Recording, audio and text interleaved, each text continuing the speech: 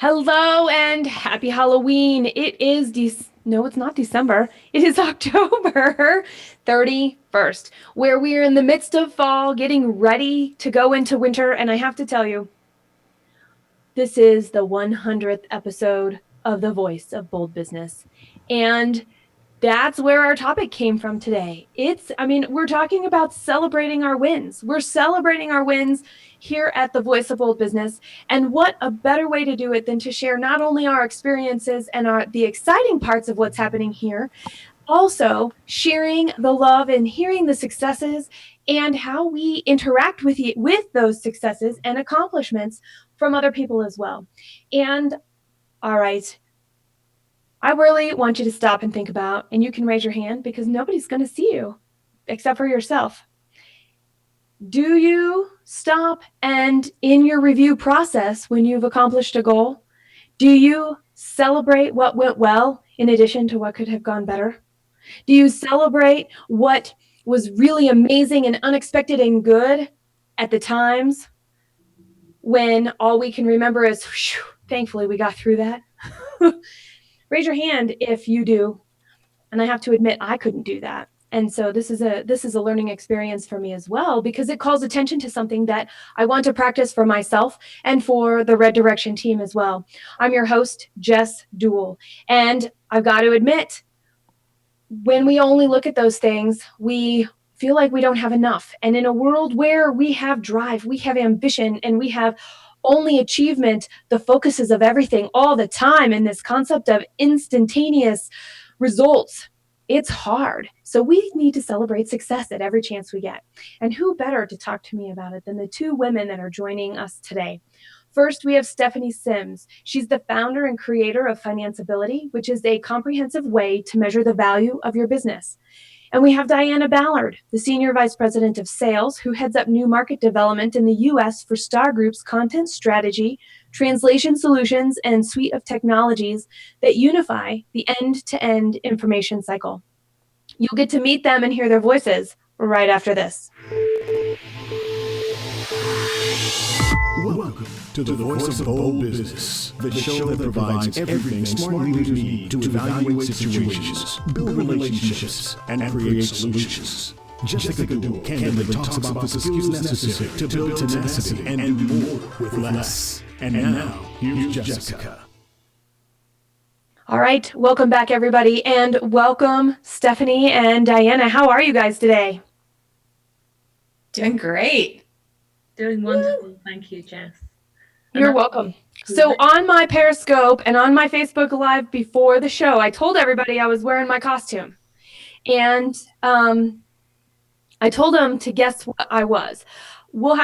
Eva will tell us who has weighed in and if they know. And I know I told you guys, but I wonder, if I didn't tell you guys, would you have any idea what this costume was?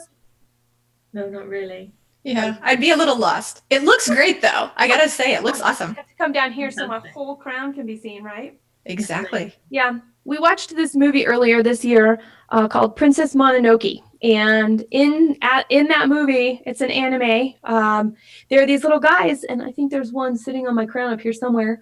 They're called komodos, and they indicate whether a forest is healthy or not. And I really wanted to be one of those, but I couldn't figure out how to make a whole costume out of one of them. So I decided I would be a healthy forest and just have them all over. That's awesome. So you now have healthy forest. It's amazing. Beautiful. Now, you are in the U.S. this week, aren't you, Diana? I am. I'm speaking to you today from San Francisco. Pretty amazing. And Stephanie, you're in Scottsdale, Arizona. Yeah. Well, that makes a lot of sense. So here I am online last night. And I thought it was late last night. It's late for me working. And all of a sudden, and Diana's like, hey, what's going on? How is it going? And I'm like, dude, it's like the middle of the night there and I'm tired. It's not. It's just late evening for me. So that explains it. There was a little bit of confusion on my part. Well, welcome to the U.S. for a few days. Thank you. Thank you. Great to be here. Yeah. All right. I want to jump in. We've got to get to this celebrating our wins piece of this. And I'm going to ask, it's not really quite a question. It's more of a share an experience with us. So Stephanie, will you share an experience of a win that you've had. It could be good, it could be bad, it could be ugly. And hang on, I'm looking for it. There we go. When you get to the end, do you take time to reflect, or do you just kind of power through and move on to the next thing? Well, this isn't a really fair question because you know me, Jess. So I think you know the answer. That's why you're on this show. I figured when I heard you do the intro, I'm like, oh, this one's for me. Okay, I see where we're going. I'm going to be the example child today. Not a problem. So I am also guilty of that sort of, okay, yeah, that was awesome, but what do I do next? Approach. And so I'll just give you an example, which seems really kind of minor, but I'm working on this new project and I have been having the hardest time doing customer discovery, right? Like just going and talking to people who might be my clients and trying to understand from them what it is they need.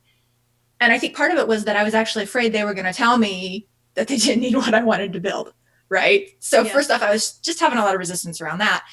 And so I finally had one of these calls. And I was so excited because the person I was talking to was saying all these things. And I'm like, I could solve that. Oh, I could fix that too. Oh, this thing I want to build would help you with that.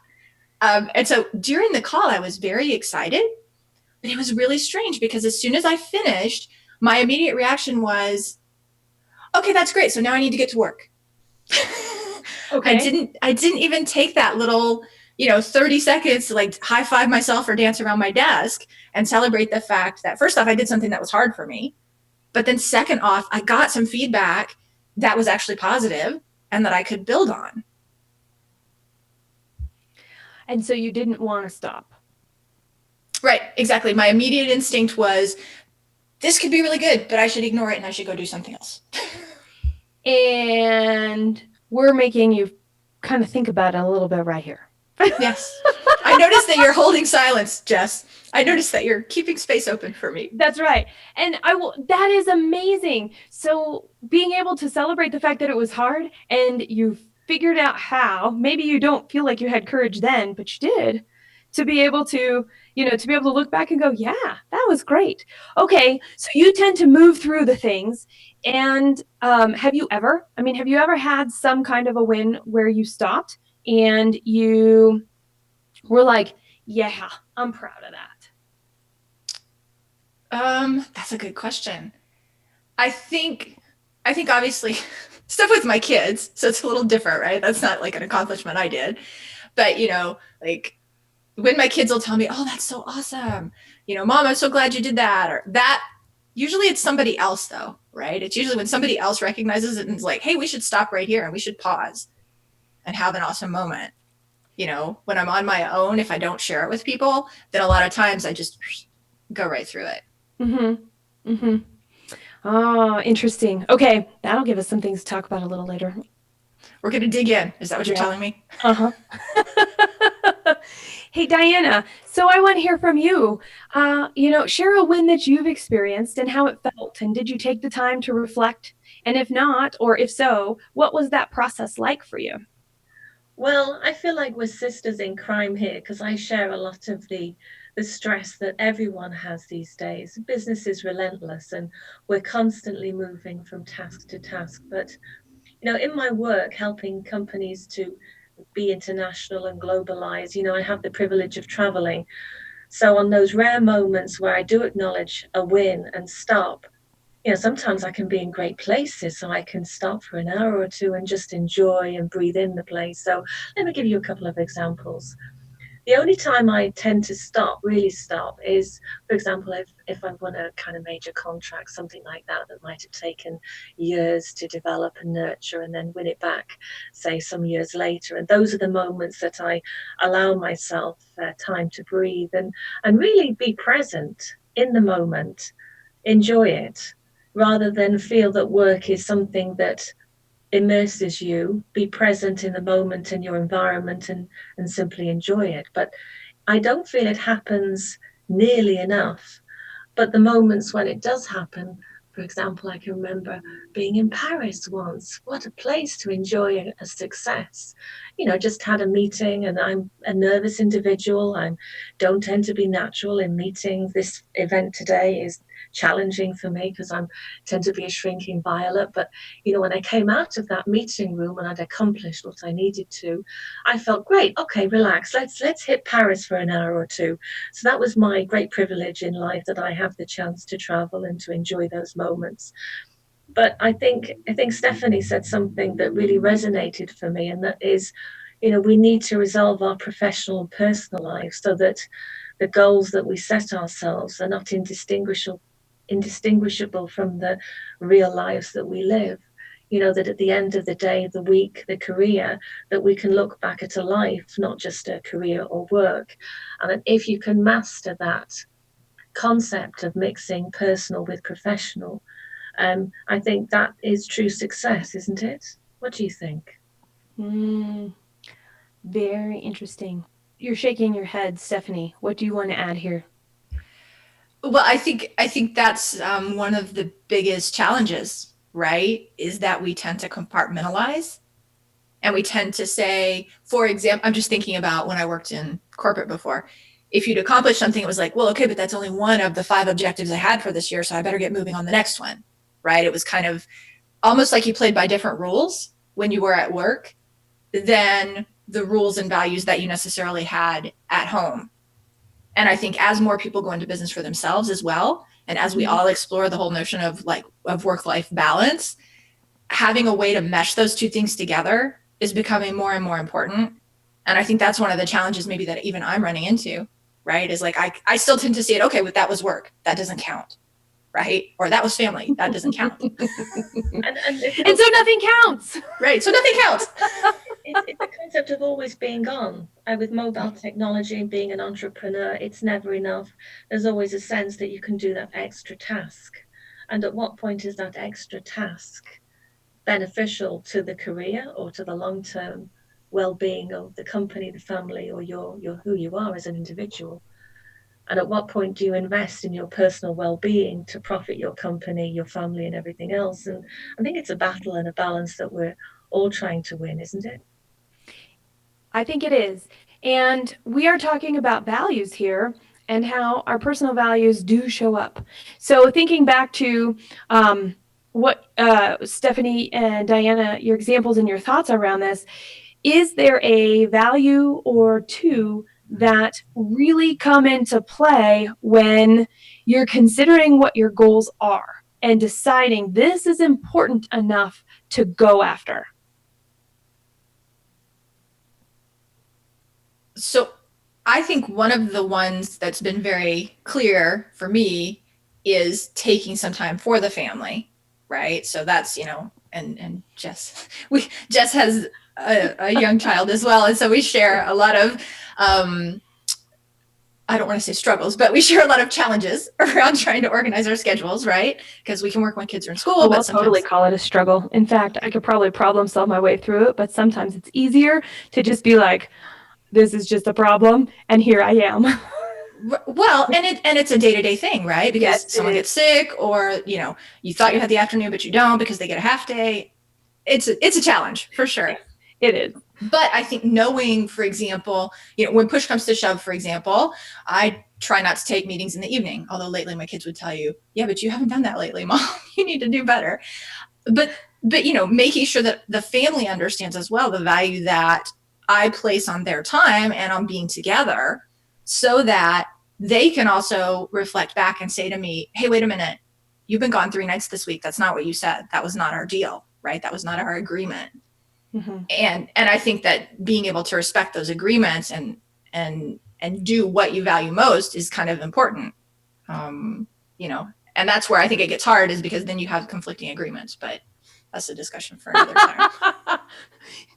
Oh, I was going to say, that's it. What about for you, Diana? Values that come into play as you are thinking about goals to set and things to go after? Well, there's a notion of goals, but how do you decide which goal is valuable to you?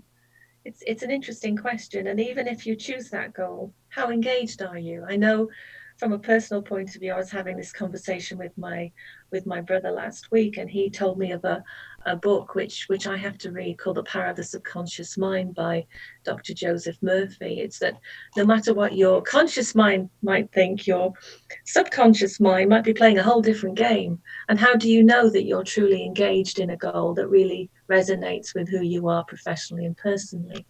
And so I know that when that's happened, when there's a kind of lock, I understand it's almost, I'm not a hunter or anything, but it's almost like feeling the trigger and the point at which that goal, I've locked onto it, and I can feel it professionally, personally, that is the goal that I'm going after. And it's that intention that locks my commitment into making it happen.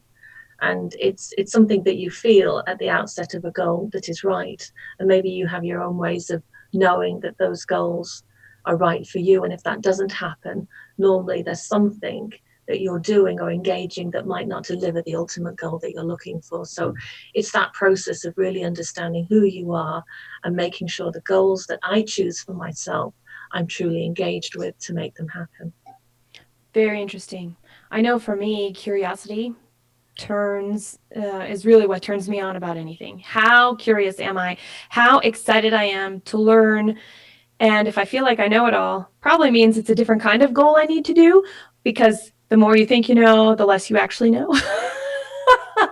But if I think I know it, apparently the timing isn't right, or it doesn't excite me because I'm not curious enough about it. So like what you were talking about, Diana, this feeling and the intention around it, I know for me it starts with curiosity, but what comes out really is about how does it feel? And I don't have to be excited about a goal. I have to be intentional about that goal. And I think that's a really interesting thing that I hear you guys saying also, because when we're intentional, it becomes easier to share what our agreement is to the goal and to the team and to the people in the space over here, so that when we do also have a value of family and connection and friend and community outside of this goal, that we're able to communicate a little more maybe than we otherwise would, because we have something to say. Look, this is my intention, this is the importance, this is the value. And then over here, I get you're not in the same place. You don't even have to. How do we work together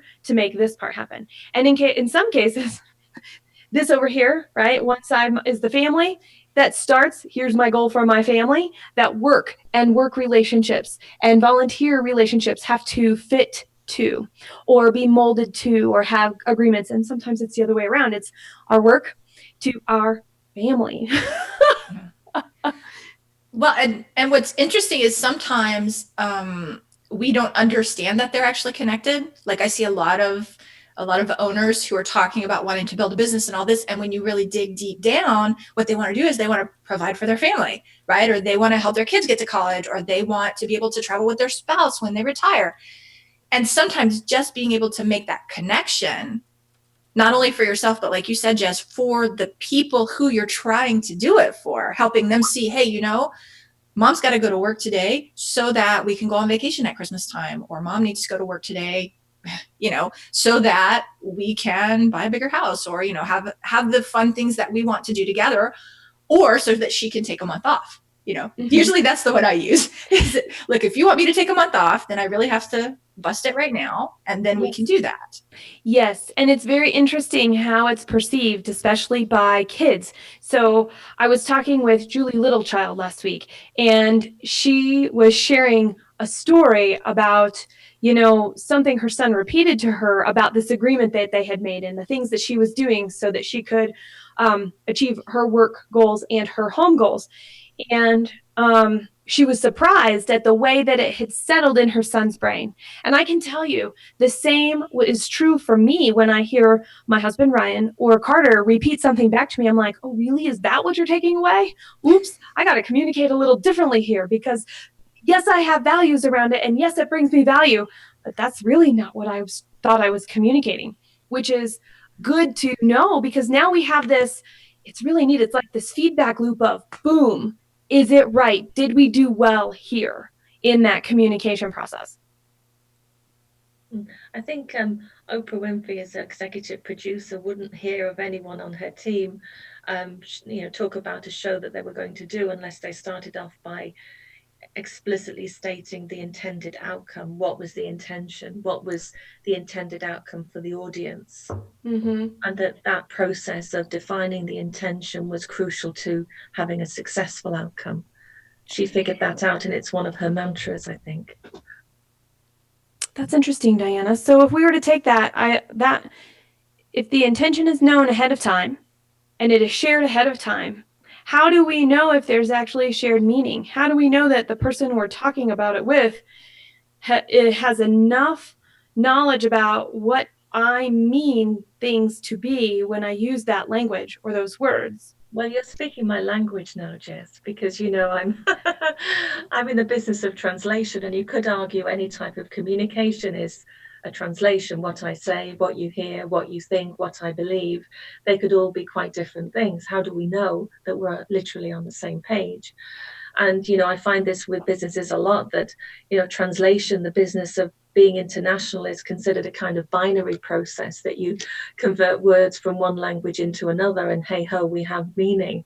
And of course that's not necessarily the case. And in international business, you have to figure out a lot of things. And right now I'm in San Francisco to go to Localization World, Lock World, which is one of the major flagship events, and I'm always interested to see how people face these challenges. We have significant challenges understanding ourselves in the same language. So how do we figure out the relationships between people and nations and markets in multiple international countries and contexts? And the challenge of that is really to think through your initial thought process of what it is exactly that you intend, to play out that process until it's crystal clear, both for yourself and the audience. You try it out on the audience, you have them speak back to you what they heard, and so on. And through that process, you come to a crystallized version of your messaging that will then be ready not just for one language, but potentially for translation into multiple languages too.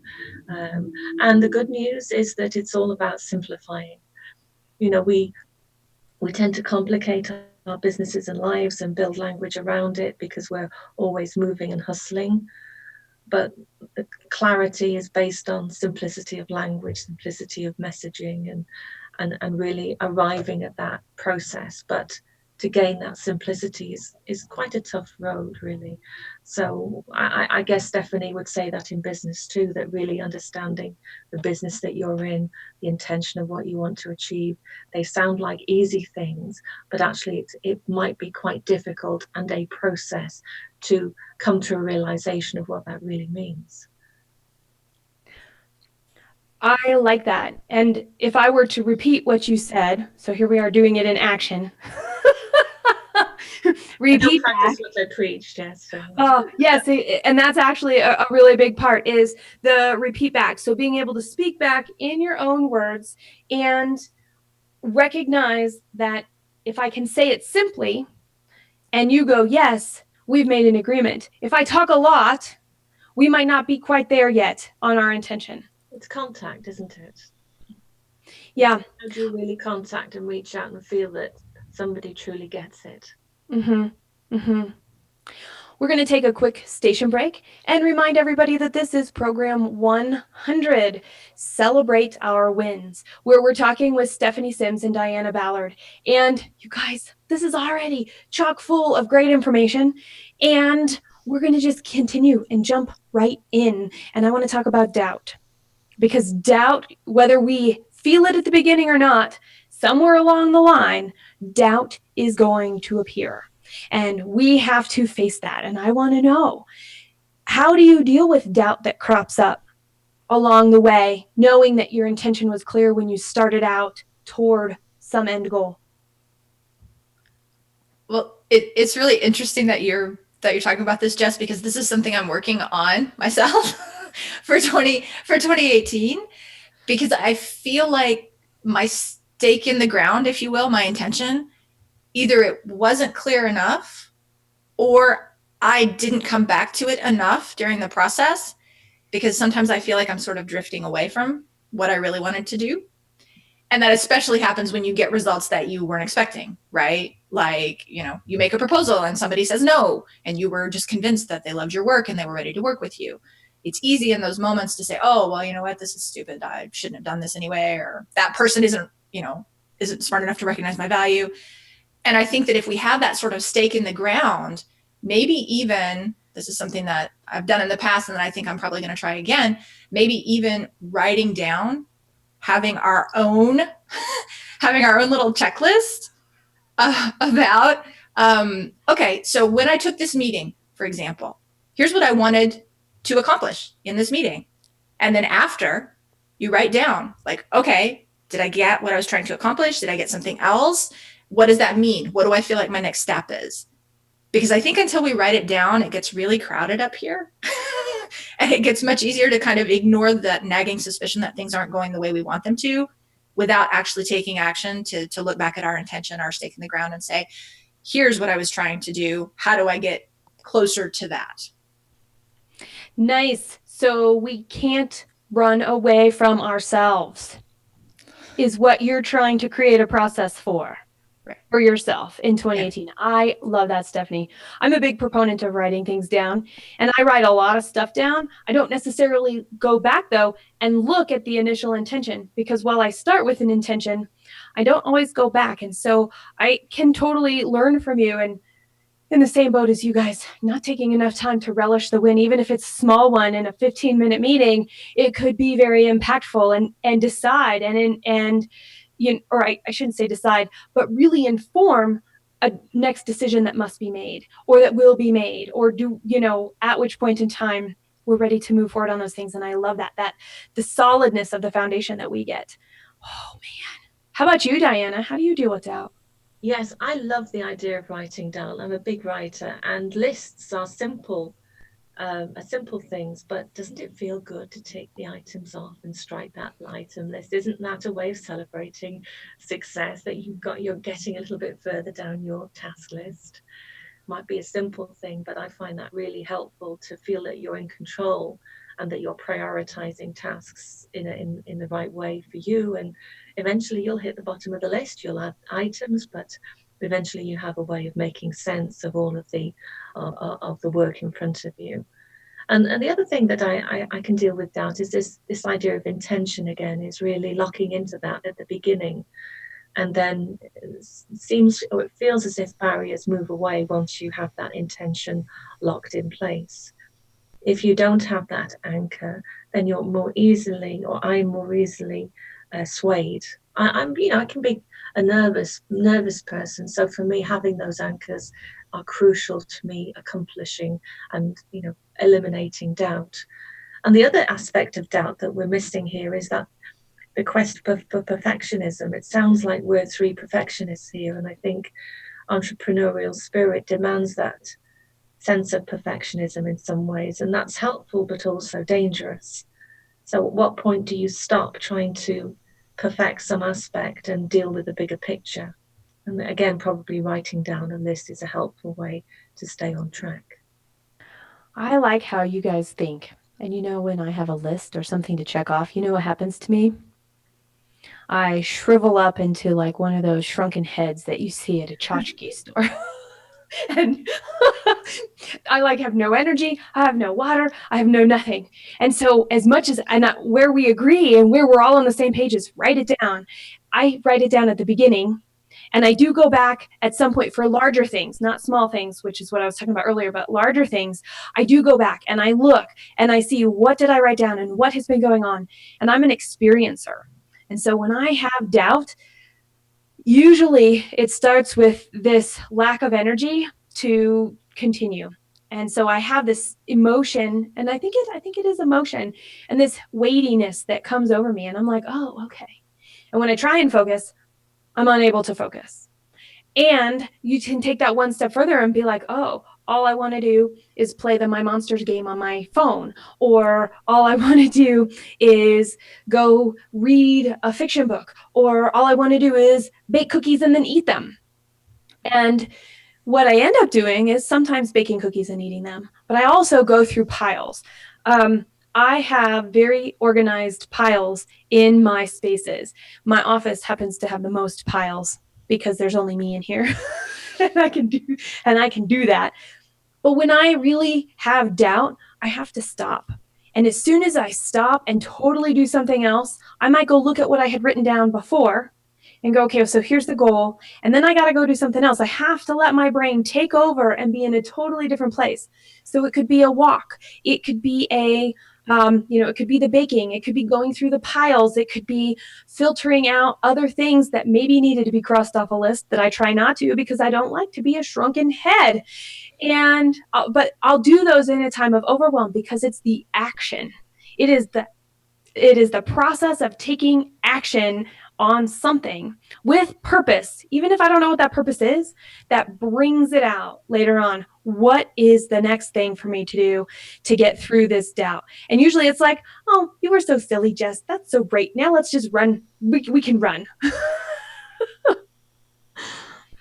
So I'm not sure, how much emotion plays into it with you guys when you actually start to get stuck. But I know for me, it's a very real, tangible experience, and I have to use tangible things to get through it. Yeah, I have the same experience, Jess. It's really lovely. And I'm sorry, because I know the process is painful, so I shouldn't say that, but it's lovely to hear that someone else is going through the same thing. And for me, because I'm British, you can tell by my accent, so I tend to make a lot of tea. Yeah, exactly. Mm-hmm. So one of the other things that that I have tried and hasn't always been successful, but with that sort of stake in the ground, that's my mental image. I don't know why. Is a process, and just I think we've talked about it before. There's a lot of people out there who use it. I think it originated with Chris Brogan, but it's the 3 words. It's really trying to make something as simple as possible so that in those moments of doubt, when you've got that tight stomach or when all you want to do is run away, you can easily reflect on those 3 words, for example, of what you're trying to accomplish. And that, for me, has always been really helpful because when you're feeling gross, the last thing you want to do is read, a 30-page to-do list. It just makes me feel worse too. But I think that that's something that's been very helpful for me, is just being able to have a quick, okay, but why am I doing this? To reconnect. Yay, I love it. But to reconnect with your initial intention, right? But something simple that helps you do that, whether it's an image. I think people, that's where vision boards, at least in my mind, come in, is a lot of people connect with their intentions visually, and that helps them refocus. For me, it happens to be words. But I think that's crucial, right? Having some way to get yourself back to what you were intending. Interesting. And I hear us talking about what we want from a situation, and I want to bring it back around because this heart that I'm holding with these words on it are all me. That's what I bring to the world. And so one of those things, Stephanie, we've done an exercise like this before. This is a different variation of it, but it's the same concept. I did this with also another Stephanie Shoemaker here in Boulder. And we wrote down all these words that described who we are. So we have some concept of all these things that we see ourselves bringing to the world. And it's hard for me because at first the things that went on my list were things that people say about me. I'm like, what do I know about myself? Are you kidding me? And then we really need to dig deep because it goes back to and touches every single part of our conversation. How do we balance? And I don't like the word balance. How do we incorporate all the different parts of our life that we want? How do we decide what value we bring and we want from something? How do we want to show up in this world to make sure it gets done? And I think maybe when we don't celebrate our wins, we're devaluing and forgetting about who we are and what we bring here now. Fabulous. I mean, it's close to having a mantra, really, knowing what your commitment to yourself and the world and what you're bringing and keeping faithful to that.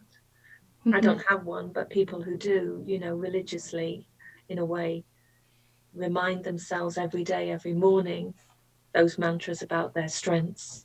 You have a mantra? I do. You want to hear it? I'd love to hear it. Okay. All right, Stephanie. This is a shout out to you, Stephanie Shoemaker. And I've got to turn my heart as I read this because it's not complete yet, but it's really close.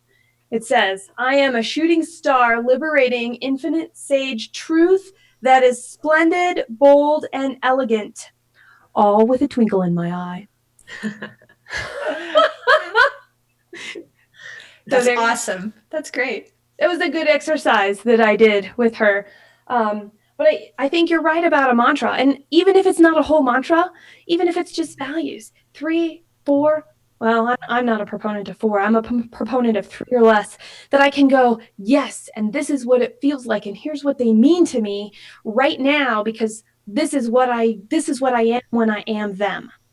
When I am bold, this is what this means. When I am truthful, this is what it feels like, in addition to what it means. So I know how to act, and I know how to show up, and I know how to speak up. Helps with, it doesn't make conflict resolution easier, but it helps air out dirty laundry before they become elephants that are just hanging out in the room. But one thing I see in both of you ladies is a sense of joy, Jess. I mean, isn't that one of the most important elements of keeping a sense of success, not losing sight of the joy? The moment that we become tired and stressed out is the moment that we become less effective, and keeping that joy and sense of life is almost as essential as executing. No? Mm-hmm. I would say it's part of my success mindset, how I make sure that I hold it all together and be it at the same time. How about for you guys? Are there things that you do outside of what we've been talking about that contribute to a mindset that moves toward the definition of success that you have? Yeah, it's funny because enjoy was actually one of my words. Like, I had decided I don't want to do anything anymore if I'm actually not enjoying it. And how it was really helpful to me, and why I want to get back to using it, I may even use the same 3 words in 2018, I'm not sure, is to make decisions every day. Like, someone offers me, hey, we'd like you to come speak to this group. Oh, we want you to do X, Y, and Z. It has to pass those 3 hurdles. It needs to meet all 3 of my words. And if it doesn't meet all 3 of those words, then it's probably not worth spending a lot more time and energy exploring. However, if I feel that little spark, especially when it gets to one of those words, that can help me identify as well where it fits. So like, if it sparks me because it's an experiment, which was another one of my words. Okay, well, so this might be an opportunity to explore a new product. This might be an opportunity to reach a new market that I hadn't even thought about. Whereas if it sparks on enjoy, well, then maybe this isn't something I'm looking to do because it's part of my business. Maybe this is a volunteer opportunity or something I want to do to help my kids, or, the world in general. And so that was, now I don't know why I'm not doing it anymore, honestly, because I'm describing it and I'm like, this is exactly what I need. What the heck? Mm-hmm. So you know what you want. You're actually putting context around the stake in the ground and going, sure, there's a stake, and now I know what it means. and trying to make sure that the things I'm actually doing every day are in alignment with that. Right? Because I think that's a tether ball instead of a stake. I mean, you know what I mean? A tether ball, yeah, where you've got the ball on the end, and the more you're doing it, the faster things go, and the more momentum there is. I like that. So Jess has officially transformed my stake into a tether ball. I like it. Way to go, Jess. Well, you don't have to keep it. It's just the vision that came to mind as I was watching you gain momentum and talk about this and get excited about this all over again. I'm like, oh, and it attracts more stuff to you, right? That rope gets smaller with every turn around. That's so smart. Oh, so we've been talking a little bit about doubt. We've been talking about a mindset to keep ourselves moving, maybe not positive, but moving and more certain, gives us a sense of certainty in the uncertain. And when you mentioned decision-making, Stephanie, and when we go and we're thinking about decisions and decision-making, we never have all the information. And that in itself can create a lot of doubt when we are unsure of what we stand for, when we're unsure of what we want. So having a tetherball pole, having a statement of what you actually bring to this world and how you're bringing it to this world is the intention that you want from every interaction. That gives us something, a little bit of certainty. We know that much. And so then the rest, does it really matter how much we don't know? We know that much. We know what to go look for. We know what to go research. We know if it's important or not to this choice that we have to make for a longer term decision and a longer term goal. I'm curious what you guys think about that.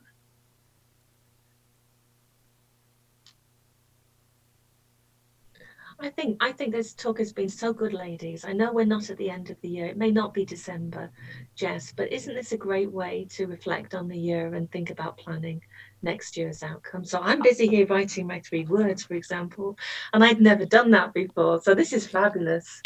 A way of, really finding out whatever I do in my life, does it correspond to these 3 words and these 3 values that I have? Because one of the challenges I have is execution. You can get lost in details in those to-do lists that I like so much. You have to really come back to the fundamentals. Does this correspond with our values? My 3 words are creativity, joy, and integrity. Do they pass those tests? So, this has been a fantastic session for me to move. I feel very energized because, the hardest part of decision making for me has not been having some of these things. So thank you, ladies. This has been great. That's exciting. Yay. I'm so happy that was helpful for you. Really good. Really. Yeah. Well, so, and Jess, the question I had for you was when you were talking about, it felt almost like what you were talking about was also knowing what not to pay attention to. Is that what you were kind of saying? Of that. Mm-hmm. I'm a big proponent of not all information and advice and words that we hear or see or read are important. Right. And so it's interesting because I guess I had, but I hadn't kind of specifically thought about it this way in my brain. I was using it to exclude things, I guess is what I'm trying to say, if I'll finish my thought. But I didn't recognize I was using these words to exclude things. And I think that there's a lot of value, and you do this so well, there's a lot of value in the signals that we get from our body, as well as the stuff we get from our brain. And that's the part that I think is really hard for a lot of people in business, where that divide sort of between personal and business comes in. It's like, well, this is business, so there shouldn't be any emotions involved. And I certainly should not make any decisions based on emotions. Oh my God, that would be a disaster, right? And in fact, sometimes those are the best clues, right? Like you were talking about, Jess, when you're low energy around a specific task, then maybe that's a sign that it's not aligned with your values, right? Or when you find yourself this is one for me, I find myself getting distracted. Like I'm trying to handle accounting. It's terrible. I work with money and I can't stand accounting. Me neither. I'm glad I don't work with money either. But there's a huge difference between working with money and accounting, right? Yes. That's not necessarily the same thing. Good differentiation. But that's the thing. Like when we know that we have a task or even an area of our business that we just want to crawl in a hole and ignore, that could be also a motivating factor to help us find someone to take that, whether it means delegating to someone on our team, whether it means hiring an outside consultant to help us. But we need to pay attention to those signs, right? Because if all we do is we're like, well, but I just have to slog through because that's just the way it is. That's part of being a business owner.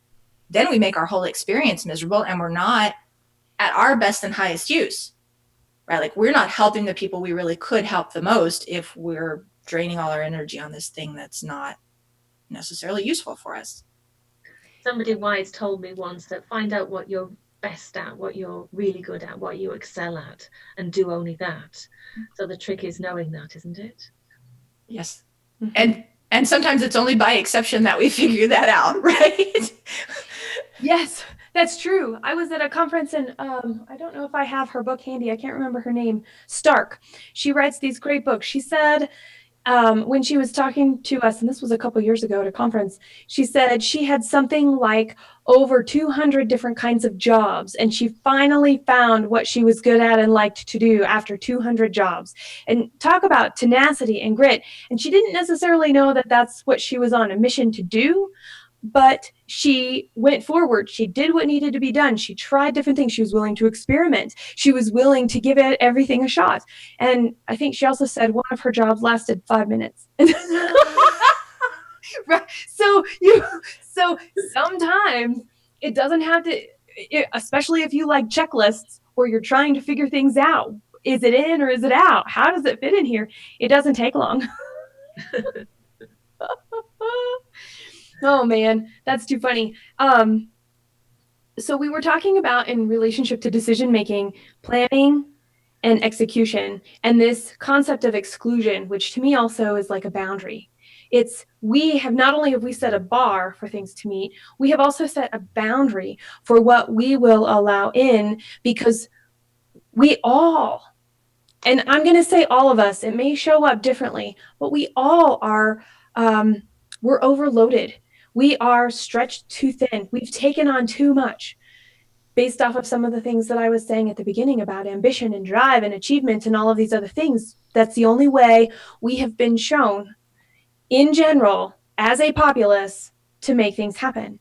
And that is, you had said something around this, Diana, that we need joy or we get tired. And if we already are tired, what would you suggest, you guys, to be able to take a look at, sure, we're tired, we don't like where we're at, we're not sure, we're stuck, whatever the situation might be, how do we, what would your advice be? And maybe do you have an experience or a story you could share around moving through that? Because if we're already there, how do we find momentum to move out of it? One of the challenges that I have is the disease to please. You know, you can have this weird codependency going on where you bow to someone else's will, or, you know, company or whatever it might be, that the environment that you're in, and you go along with that series of, you know, views, opinions, tasks, or whatever. But ultimately at the price of your own integrity or vision. And so this idea of setting boundaries and what is acceptable or not acceptable is really crucial in that. You know, we're not here to live someone else's reality. We're here to live our own and to create our own sense of our best selves and what we can achieve here. And so we shouldn't underplay our own role in that, in our own lives, and show up. So we need to show up. So my big lesson from today and in life really is, you know, we're part of families who count on us, part of businesses that count on us, but as individuals we need to really show up and be responsible for ourselves. Does that make sense, Jess? It makes complete sense. So if I were to say it a different way, what I heard you saying is, if we have this disease to please and we're feeling really low, the first thing to do is to say no to something, and then be able to say no to something else, and then be able to say no to something else, to make space to figure out what pleases us in addition to what we've decided to accept from other people for a while. And I mean, that doesn't have to be a conflictual situation. It doesn't have to cause a conflict. There are ways around, you know, being able to resolve saying no, but in such a way that you can keep and maintain a relationship, so that when you say yes, people pay attention. People will pay less attention if you always say yes. They will pay more attention if you say yes in certain circumstances. So we don't have to feel that we're letting our colleagues, our family, or anyone down by saying no, but that actually it's the path to empowerment and making sure that we choose the right tasks, we choose what's important, and we tune into what makes us feel successful.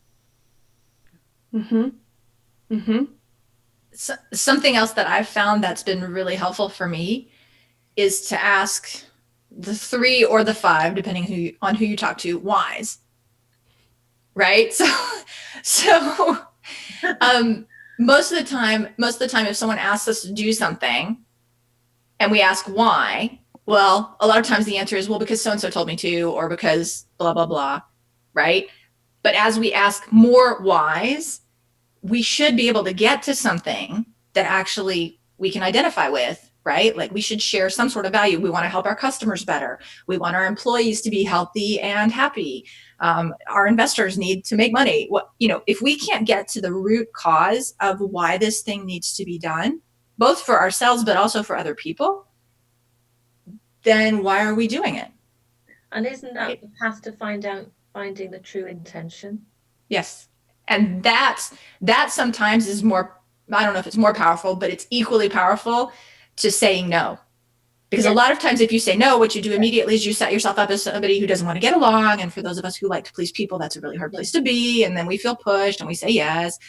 Sometimes just by asking why, or what particular objective is this going to accomplish, the person themselves realizes, I don't know. Right? And so then you've saved everybody time and energy and probably money, by not focusing resources on that particular thing until you're more clear about what exactly it's going to accomplish. Mm-hmm. What's coming? I cringe at why questions. They have a place. We overuse them so much. And of course, I've been conditioned from the time I was, well, you guys can't see, but like way down here, when I was little, why? Why did you do that? What were you thinking? And I don't like why questions. Now, in terms of everyday situations, I do like why questions and asking multiple times, like what you're talking about, Stephanie, strategic planning, quarterly, semi-annually, annually, to really get down into what are the objectives of a business going to be for the next 3 to 5 years. And if we're not on track, what are the reasons? Why are we off track? And being able to use that to get on track so that everything else then, it's like the equivalent of the 3 words. Things come in, they match or they don't. They match or they don't. So we don't really have to ask why too often because we have this working communication and relationship around this stuff. However, I know a lot of people like to ask these really big questions about and I'm not in that boat. I feel really alone sometimes because I'm not in that boat of asking the big questions. They are pertinent and they are relevant, though, and I do honor that piece of it. That's okay.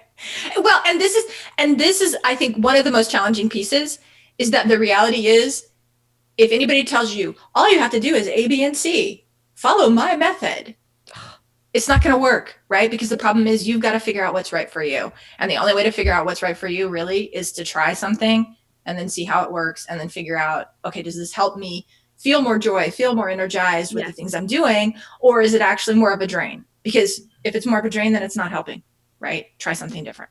Mm-hmm. Oh, and then you can go back and circle back, Stephanie, to somebody saying, follow my method, yet it doesn't have a spark of your 3 words. However, there might be something here, and until you figure it out, who knows if you want an investment in your organization to delegate it to somebody else, to have a team member take it on, to do those things. So you get to move to another word, experiment. I'm going to experiment. Well, and it's funny that you say that because that's where I feel like I really am now. Yeah. But sometimes the 3 words can be helpful too because you're not necessarily focusing on all 3. I feel like I'm kind of experiment heavy.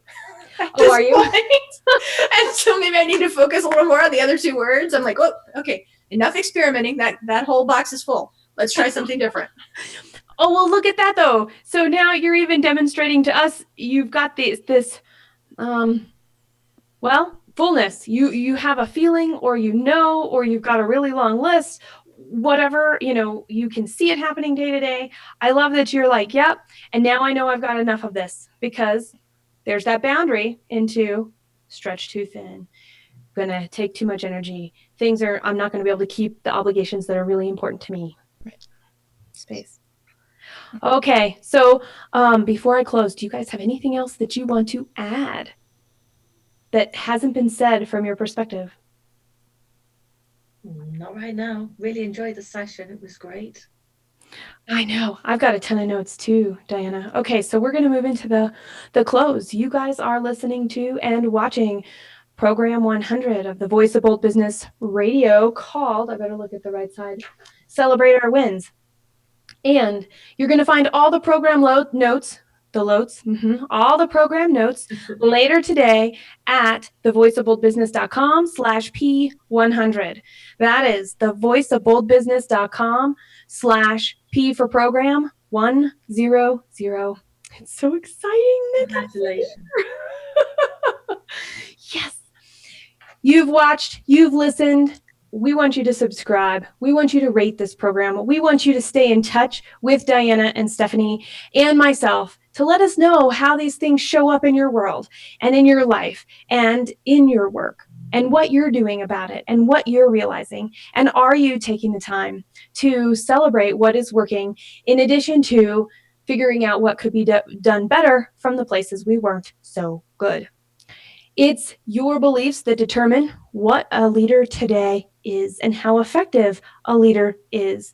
And we do that and we can tell that by the results that come from our effort and our work. This is decision making in an effective way because we're constantly rethinking our thinking. We're looking for ways that we're strong, and we're looking for ways that we can improve. So remember, I had one other note back here before I say that. One of the things that I feel and I'm experiencing here is that there's a lot of pre-planning and a pre-thought to what we want our goal or objective to be.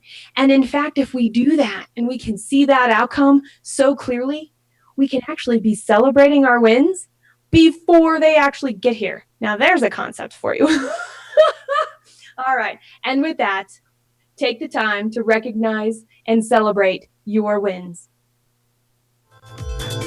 Subscribe at thevoiceofboldbusiness.com and get more information, program notes, and past episodes. Bold leaders approach each situation and focus on action to achieve a higher level of leadership.